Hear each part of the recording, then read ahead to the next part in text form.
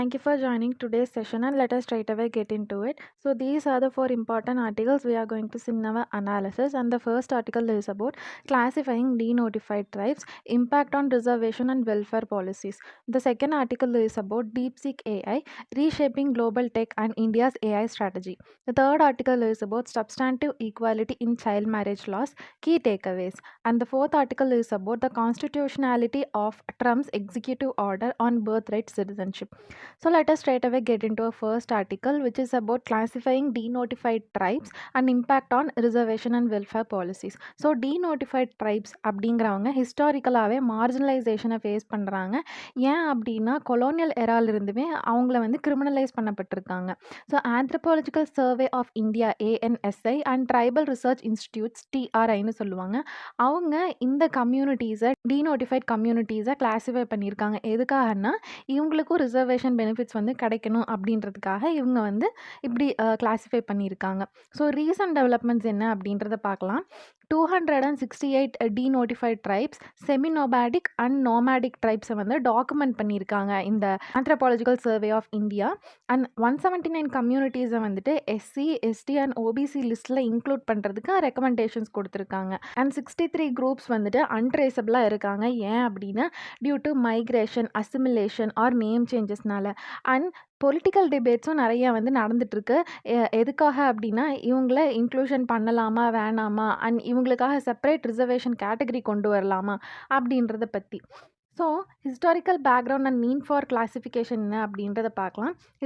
First criminal tribes act 1871 அப்படிங்கிற act வந்துட்டு colonial எரால கொண்டு வரப்பட்டது. இந்த ஆக்ட் படி இவங்கள வந்து கிரிமினல்ஸ் அப்படின்னு லேபிள் பண்ணுறாங்க. அண்ட் எகெயின் 1949 ஆஃப்டர் இண்டிபெண்டன்ஸ்க்கு அப்புறமா இந்த ஆக்டை வந்து ரிப்பீல் பண்ணியிருக்காங்க. பட் இந்த சொசைட்டியில் இன்னும் இந்த ஸ்டிக்மா வந்துட்டு பர்சிஸ்ட் ஆகிட்டு தான் இருக்குது. அண்ட் இதுக்காக நிறைய கமிஷன்ஸ் வந்து கொண்டு வந்தாங்க ப்ரீவியஸாக, சச்சாஸ் வந்துட்டு Kalelkar committee and Mandal and Renke Idate committee, இந்த மாதிரி கமிட்டிஸ்லாம் ஃபார்ம் பண்ணாங்க. பட் இந்த கமிட்டிஸ் எல்லாமே ஒரு காம்ப்ரிஹென்சிவான ஃப்ரேம் ஒர்க் ப்ரொவைட் பண்ணுறதுக்கு வந்து ஃபெயில் ஆயிடுச்சு.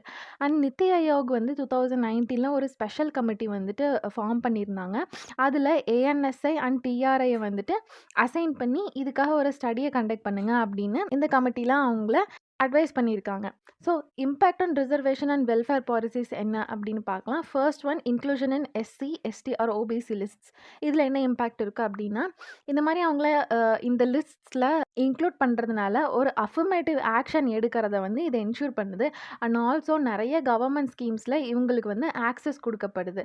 அண்ட் லீகல் ரெகக்னிஷன் கொடுக்குற மாதிரி இருக்குது இந்த மாதிரி SC ST ஆர் OBC லிஸ்ட்டில் இன்க்ளூஷன் பண்ணுறது. அண்ட் அது மட்டும் இல்லாமல் ஐடென்டிட்டியை சேஃப்கார்ட் பண்ணுற வகையிலையும் இருக்குது. And demand for separate reservation கேட்டகரியில் என்ன இம்பேக்டாக இருக்குது அப்படின்னா இவங்கள எக்ஸிஸ்டிங் லிஸ்ட்ஸில் இன்க்ளூட் பண்ணுறது அவங்களோட பெனிஃபிட்ஸை டைல்யூட் பண்ணுற மாதிரி இருக்கும், எஸ்பெஷலி டீநோட்டிஃபைட் ட்ரைப்ஸோட கம்யூனிட்டிஸ்க்கும் அண்ட் அதர் குரூப்ஸ்க்கும் அப்படின்றது தான் ஒரு இம்பேக்டாக இருக்குது. அண்ட் எக்ஸ்க்ளூசிவ் கோட்டாஸை ப்ரொப்போஸ் பண்ணணும் அப்படின்றத இதை அட்வொகேட் பண்ணுது. அப்போ தான் அவங்களோட யூனிக் வல்னரபிலிட்டிஸை அட்ரஸ் பண்ண முடியும் அப்படின்றத சொல்லியிருக்காங்க. ஸோ சேலஞ்சஸ் அண்ட் கன்சர்ன்ஸ் இதுக்கு என்னென்னவா இருக்குது அப்படின்னா பொலிட்டிக்கல் ரெசிஸ்டன்ஸு, கோட்டா ரீடிஸ்ட்ரிபியூட் ஆகும் அப்படின்றதுனால பொலிட்டிக்கல் வகையில் நிறைய பேர் வந்து இதை பயப்படுறாங்க. அண்ட் இவங்கள இந்த மாதிரி கோட்டா ரீடிஸ்ட்ரிபியூட் ஆனால் அவங்களுக்கு இருக்கிற கரண்ட் பெனிஃபிஷியரிஸில் டிஸ்அட்வான்டேஜிங்காக இருக்குது அப்படின்னு நினைக்கிறாங்க. அண்ட் இம்ப்ளிமெண்டேஷன் டிலேஸ், கவர்மெண்ட்டோட ரெஸ்பான்ஸ் வந்துட்டு பாஸ்டில் என்ன ரெக்கமெண்டேஷன் கொடுத்தாலுமே அவங்களோட ரெஸ்பான்ஸ் வந்து ரொம்ப ஸ்லோவாக இருக்குது அப்படின்றது ஒரு கன்சர்னாக இருக்குது. அண்ட் ஹிஸ்டாரிக்கல் மிஸ்கிளாசிஃபிகேஷன், சென்சர்ஸில் நிறைய எரர்ஸ் வந்துட்டு இருக்கிறதுனாலேயே அவங்களோட ஐடென்டிட்டி இஷ்யூஸில் லீகலாக நிறைய எரர்ஸ் வந்து இருக்குது. ஸோ இதுவுமே ஒரு கன்சர்னாக இருக்குது. ஸோ வே ஃபார்வர்டாக இதுக்கு என்னென்னலாம் சொல்கிறாங்கன்னா நித்தி ஆயோக் வந்துட்டு ஃபைனலாக ஒரு ரிவ்யூ பண்ணி அவங்க ரெக்கமெண்டேஷன்ஸ் என்ன அண்ட் கிளாசிஃபிகேஷன் எப்படி பண்ணலாம் அப்படின்றதுக்கு அவங்க அட்வைஸ் பண்ணணும்னு சொல்கிறாங்க. அண்ட் ஸ்டேட் லெவல் இன்டெகிரேஷன், நம்ம ஸ்டேட் கவர்மெண்ட்ஸை இந்த ரிசர்வேஷன் பாலிசிஸ் இம்ப்ளிமெண்ட் பண்ணுறதுக்கு ஹெல்ப் பண்ணணும்னு சொல்கிறாங்க. அண்ட் நியூ வெல்ஃபேர் பாலிசிஸ், நம்ம டீநோட்டிஃபைட் ட்ரைப்ஸுக்கு செப்பரேட் கோட்டாஸ் கொடுக்கறது நம்ம கன்சிடரேஷன் பண்ணணும். அண்ட் அவங்களுக்காக நியூ வெல்ஃபேர் பாலிசிஸ் கொண்டு வரணும்னு சொல்கிறாங்க. அண்ட் அவேர்னஸ் அண்ட் அட்வொகசி, சொசைட்டில இருக்கிற ஸ்டீரியோ டைப்ஸை காம்பேட் பண்ற மாதிரி ஒரு பப்ளிக் சென்சிடைசேஷனை கொண்டு வரணும், அவேர்னஸ் அண்ட் அட்வொகசி கொண்டு வரணும் அப்படின்றது இன்னொரு வே ஃபார்வர்டா சொல்றாங்க. And that's it about this article. And our next article is about DeepSeek AI reshaping global tech and India's AI strategy. DeepSeek அப்படின்ற ஒரு சைனீஸ் AI ஸ்டார்ட் அப் வந்துட்டு யூஎஸோட AI டாமினன்ஸை சேலஞ்ச் பண்ற மாதிரி காஸ்ட் எஃபெக்டிவ் மாடல்ஸ் வந்து அவங்க release பண்ணியிருக்காங்க. அதாவது such as DeepSeek அப்படின்றத நேற்று அவங்க ரிலீஸ் பண்ணியிருக்காங்க. ஸோ இது வந்து ஜியோ பொலிட்டிக்கல் லெவல்லையும் எக்கனாமிக் லெவல்லையும் நிறைய கன்சர்ன்ஸ் வந்து ரைஸ் பண்ணுது. அண்ட் ஆல்சோ இதை எதை இண்டிகேட் பண்ணுது அப்படின்னா இந்தியாவோட AI ஸ்ட்ராட்டஜியை ரீஅசஸ் பண்ணணும் அப்படின்றத இண்டிகேட் பண்ணுது. So key developments in DeepSeek AI பற்றி பார்க்கலாம். ஸோ DeepSeek V3 அப்படின்றத $6 million உருவாக்கி கொண்டு வந்திருக்காங்க. கம்பேர்ட் டு ChatGPT 4 அப்படின்றத $100 million அவங்க உருவாக்கியிருக்காங்க. ஸோ காஸ்ட் எஃபெக்டிவாகவே இவங்க வந்து ஏஐயில் டெவலப் பண்ணியிருக்காங்க China. And DeepSeek AI assistant வந்துட்டு ChatGPTயோட ரெஸ்பான்ஸை விடவே இது வந்துட்டு சர்பாஸ் பண்ணியிருக்கு. அண்ட் இது சைபர் அட்டாக்ஸை ஃபேஸ் பண்ணாமல் இருக்கிறதுக்காக யூசர் ஆக்சஸை ப்ரீஃபாக வந்து ரெஸ்ட்ரிக்ட் பண்ணுறாங்க. ஸோ DeepSeek vs ChatGPT பற்றி பார்க்கலாம். பெர்ஃபார்மன்ஸ் அண்ட் எஃபிஷியன்சி பற்றி பார்த்தோம் அப்படின்னா இது ஓப்பன் AI மாடல்ஸோட கம்பேர் பண்ணி பார்த்தோம் அப்படின்னா மேக்ஸ்லேயும் சரி கோடிங் டாஸ்க்ஸ்லேயும் சரி இது பெட்டராக பெர்ஃபார்ம் பண்ணுற மாதிரி இருக்குது. அண்ட் இது low memory usage and operational காஸ்ட்ஸை ஆப்டிமைஸ் பண்ணுற மாதிரி தான் இதை வந்து பில்ட் பண்ணியிருக்காங்க. சென்சார்ஷிப் அண்ட் லிமிடேஷன்ஸ் இதில் என்ன இருக்குது அப்படின்னா சைனாவில் டியான்மென் ஸ்கொயர் பற்றி நிறைய ஒரு கான்ட்ரவர்ஷியல்ஸ் வந்து போயிட்டுருக்கு இல்லையா. ஸோ இந்த மாதிரி கான்ட்ரவர்ஷியலான டாபிக்ஸ் பொலிட்டிக்கல் டாபிக்ஸ்க்கு ஸ்ட்ரிக்ட் கவர்மெண்ட் சென்சார்ஷிப் வந்து ப்ரொவைட் பண்ணியிருக்காங்க DeepSeekல. அண்ட் ஸ்ட்ராட்டஜிக் காஸ்ட் ரிடக்ஷன் பற்றி பார்த்தோம் அப்படின்னா DeepSeek வந்துட்டு mix of banned NVIDIA A100 சிப்ஸையும் அதை தவிர மற்ற சீப்பர் அல்டர்னேட்டிவ்ஸையும் மிக்ஸ் பண்ணி யூஸ் பண்ணி கொண்டு வந்திருக்காங்க. அண்ட் இது சஸ்டைனபிலிட்டியை வந்து என்ஷூர் பண்ணுற மாதிரி இதை பில்ட் பண்ணியிருக்காங்க. And compared to expensive western AI models. So இதனால் குளோபல் AI காம்படிஷனில் என்ன இம்பேக்ட் இருக்கும் அப்படின்னா challenging US dominance. So AI லீடர்ஷிப்பில் ஒரு ஷிஃப்ட் நடக்கிறத இது வந்து சிக்னல் பண்ணுது. அண்ட் ஆல்சோ சைனா வந்துட்டு US மட்டும்தான் AI கேப்பபிலிட்டிஸில் லீடராக இருக்காங்க அப்படின்றத சைனா வந்துட்டு இப்போ க்ளோஸ் பண்ணியிருக்காங்க. அண்ட் இந்த மாதிரி காஸ்ட் எஃபெக்டிவாக ஒரு மாடல் வந்து சைனா கொண்டு வந்தது. ஹை இன்வெஸ்ட்மெண்ட் பண்ணி வெஸ்டர்ன் AI மாடல்ஸ் கொண்டு வந்திருக்காங்க இல்லையா. ஸோ அதை வந்து த்ரெட்டன் பண்ணுற மாதிரி இருக்குது. And DeepSeek Sputnik parallel. So ஸ்புட்னிக்ஸோட லான்ச் 1957 வந்துட்டு US சோவியத் ஸ்பேஸ் ரேஸை இது வந்து ட்ரிகர் பண்ணுச்சு இல்லையா. ஸோ அதே மாதிரி இந்த DeepSeek லான்ச் பண்ணியிருக்கிறதும் ஒரு key moment for US China AI ரைவல்ரியாக இருக்கலாம் அப்படின்ட்டு சொல்கிறாங்க. So strategic implications for India இதுக்கு என்னெல்லாம் இருக்கலாம் அப்படின்னா ஃபர்ஸ்ட் இந்தியாஸ் பொசிஷன் இந்த AI race. So PM Modi வந்துட்டு பாரிஸ் AI சம்மிட்டில் பார்ட்டிசிபேட் பண்ண போகிறாங்க இல்லையா. ஸோ இது எதை ஹைலைட் பண்ணுது அப்படின்னா இந்தியாஸ் AI ஆம்பிஷனை ஹைலைட் பண்ணுது. அண்ட் இந்தியா கண்டிப்பாக பைபோலார் AI லேண்ட்ஸ்கேப் அதாவது US வெர்சஸ் சைனா போயிட்டுருக்கு இல்லையா. இதை ஸ்ட்ராட்டஜிக்கலாக நம்ம நேவிகேட் பண்ணணும் அப்படின்றது நமக்கு ஒரு இம்ப்ளிகேஷனாக இருக்குது. And lessons for India and middle players என்னென்னவா இருக்குது அப்படின்னா காஸ்ட் எஃபெக்டிவ் இனோவேஷன். ஸோ DeepSeekோட சக்ஸஸ் வந்து என்ன ஷோகேஸ் பண்ணுது அப்படின்னா லிமிட்டட் பட்ஜெட்லேயே கூட நம்மளால் ஹை இம்பேக்ட் ஏஐயை வந்து ப்ரொடியூஸ் பண்ண முடியும் அப்படின்றத ஷோகேஸ் பண்ணுது. அண்ட் இதை நம்ம வந்து லெசனாக வச்சுட்டு நம்மளும் வந்து AI டெக்னாலஜியில் டெவலப் பண்ணணும் அப்படின்றது இது வந்து ஒரு லெசனாக நம்ம எடுத்துக்கலாம். அண்ட் சோவரின் AI இந்தியா வந்து கண்டிப்பாக US அண்ட் யூரோப்போட டைஸை பேலன்ஸ் பண்ணணும். அண்ட் ஆல்சோ நம்ம AI இண்டிபெண்டன்ஸையும் மெயின்டைன் பண்ணணும் அப்படின்றது ரெக்கமெண்ட் பண்ணுறாங்க. அண்ட் குளோபல் பார்ட்னர்ஷிப் நம்ம US கன்சர்ன்ஸை வந்து கண்டிப்பாக அட்ரஸ் பண்ணணும். எதில் அப்படின்னா முக்கியமாக tech transfers to Russia for stronger ties இதை வந்து நம்ம அட்ரஸ் பண்ணி ஆகணும்னு சொல்கிறாங்க. And AI governance leadership India வந்து கண்டிப்பாக குளோபல் AI நார்ம்ஸை ஷேப் பண்ணுற மாதிரி ஆக்ஷன்ஸ் எடுக்கணும். நம்ம இந்த மாதிரியான டெவலப்மெண்ட்ஸ்க்கு ரியாக்ட் பண்ணுறத விட நம்ம குளோபல் AI நார்ம்ஸ்க்கு இம்பார்ட்டன்ஸ் கொடுக்கணும் அப்படின்றது இன்னொன்று ரெக்கமெண்டேஷனாக சொல்கிறாங்க. So that's it about this article. And our next article is about substantive equity in child marriage laws and அதனோட key takeaways. So Sanjay Chaudhary versus குதான் 2024 ஜட்ஜ்மெண்ட் பை அலகாபாத் ஹைகோர்ட் வந்து என்ன பாயிண்ட் அவுட் பண்ணுதுன்னா சைல்டு மேரேஜ் லாஸில் நிறைய டிபேட்ஸை ரீஇக்னைட் பண்ணுது. ஸோ இந்த ஜட்ஜ்மெண்ட் வந்துட்டு ஜெண்டர் பேஸ்டு டிஸ்கிரிபன்சிஸை வந்து ஹைலைட் பண்ணுது இன் annulment and provisions under the Prohibition of Child Marriage Act PCMA 2006. So legal framework and interpretation issues என்னன்னு பார்க்கலாமா. PCMA 2006 வந்து சைல்டு அப்படிங்கிறவங்கள கேர்ள்ஸுக்கு 18 இயர்ஸ்க்கு பிலோ இருக்கிறவங்கள சைல்டுன்னு டிஃபைன் பண்ணுறாங்க. பட் இந்த கேஸ் ஆஃப் பாய்ஸ் 21 இயர்ஸ்க்கு கீழே இருக்கவங்கள சைல்டுன்னு டிஃபைன் பண்ணுறாங்க. அண்ட் மெஜாரிட்டி ஆக்ட் 1875 வந்து என்னென்ன மென்ஷன் பண்ணியிருக்காங்கன்னா, adulthood is attained at 18 for both genders அப்படின்னு மென்ஷன் பண்ணியிருக்காங்க. ஸோ இந்த மாதிரி PCMA அண்ட் மெஜாரிட்டி ஆக்ட் இதில் நிறைய ஆம்பிகுவிட்டி இருக்கு இல்லையா, இந்த மாதிரி அன்னல்மெண்ட் ரைட்ஸில். ஸோ அதுவே வந்துட்டு நிறைய இன்டர்பிரிட்டேஷன் இஷ்யூஸை வந்து கொண்டு வருது. And should males be allowed annulment until 23 years instead of 20 அப்படின்ற டிபேட்டையும் இது வந்து ஸ்பார்க் பண்ணுது. ஸோ டைவர்ஜன் ஜுடிஷியல் வியூஸ் என்ன அப்படின்னு பார்க்கலாம். மெட்ராஸ் ஹைகோர்ட் 2011 அதனோட ஜட்மெண்ட் என்னவா இருக்குது அப்படின்னா, males should have annulment rights until 23 considering legal age differences அப்படின்றது சொல்லியிருக்காங்க.